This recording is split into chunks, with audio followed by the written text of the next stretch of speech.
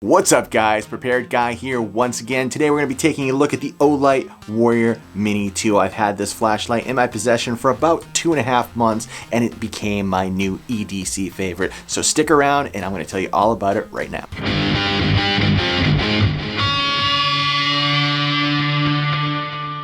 Upon unboxing the Olight Warrior Mini 2, it comes with the light itself with a pocket clip and ring/lanyard attachment, a new and improved silicone lanyard, a magnetic charging cable, a carabiner style grip ring, and of course the manual. The Warrior Mini 2 is powered by a customized 3500 mAh 3.6 volt rechargeable 18650 lithium ion battery. It's also IPX8 rated and impact resistant up to just under 5 feet or 1.5 meters. It also weighs in at 120 grams or just over 4 ounces with the battery on board. The Warrior Mini 2 has a turbo mode that delivers 1750 lumens at a maximum beam distance of about 720 feet or 220 meters. I started my runtime test on the 1750 lumen mode. The light ran on that mode for 4 minutes before stepping down to the 500 lumen high mode until it stepped down again to the 200 lumen mode at the 3 hour and 10 minute mark. Then it ran for an additional 1 hour and 6 minutes on that mode. During the turbo runtime test, the light got up to a maximum heat output of 124 degrees Fahrenheit or 51 degrees Celsius after about 13 minutes of use. Now remember, this is a review video after 2+ months of use and not an instructional video, so I'm going to put the technical specs on the screen now for you guys, so if you want to hit pause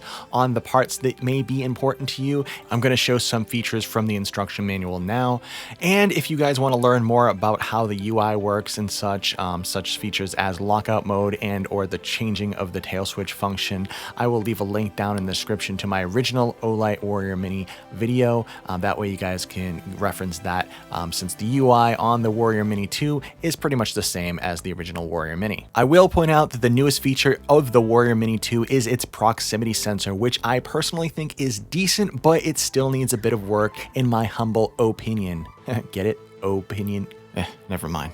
Well, moving along, the sensor works in most cases, but if the material in front of the sensor doesn't cover the sensor enough, there is still a chance that you're still going to catch stuff on fire like with the original Warrior Mini. And for those of you who aren't familiar with this issue, the whole reason that the Warrior Mini exists with a proximity sensor now is that the original Warrior Mini would turn on when metal objects or other materials would trigger the magnetic tail switch to turn on the light at random while in people's pockets, and some folks got burnt and other people lost pants and shirts due to the extreme heat from the light. Of course, there was a lockout mode, but people didn't use it, so there's that. So Olight decided to add a proximity sensor to make this light idiot-proof. No more catching your pants on fire!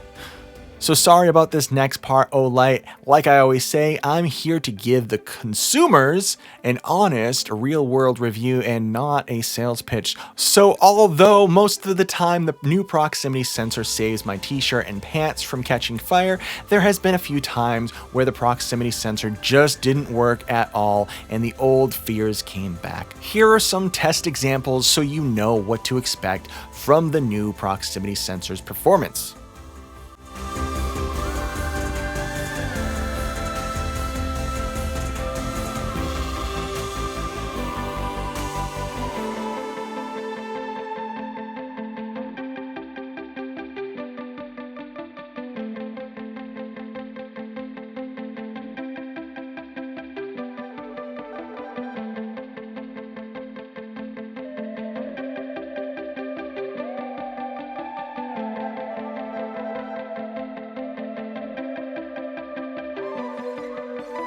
As you can see, there are still some scenarios that things can catch fire even with the sensor, but I think that the Warrior Mini 2 is still a step up from the original Warrior Mini, and it does provide some security that make using the light a less stressful experience for those of you that are still suffering from PTSD from the last version. I personally lost a couple t-shirts to the original Warrior Mini, but guess what guys? I'm a survivor. And I's got my free old bulbs to prove it.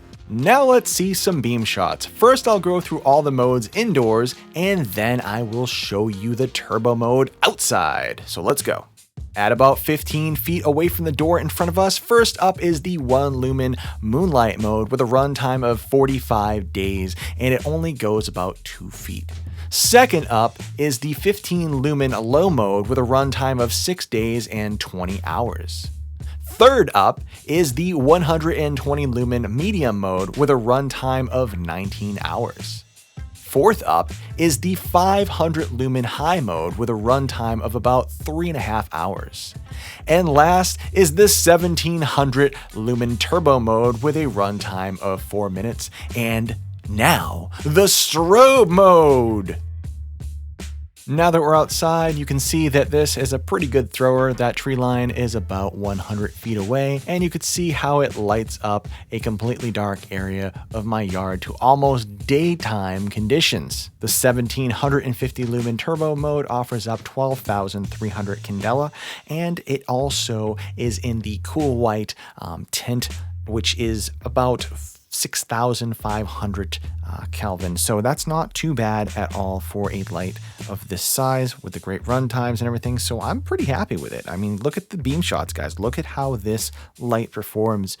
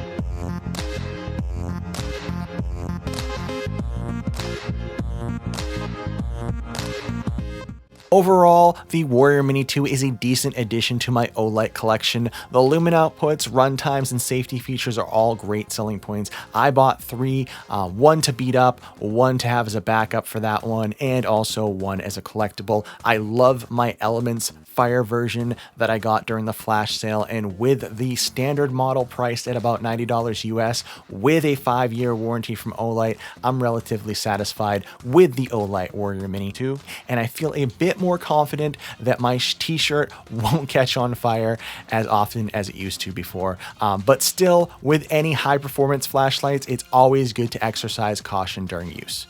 Guys, I hope this video has been helpful. Don't forget to like, comment, subscribe, and grab one of these from the Olight store as soon as you possibly can. You can also find them on Amazon. I'll leave links down in the description. And until next time, guys, stay prepared.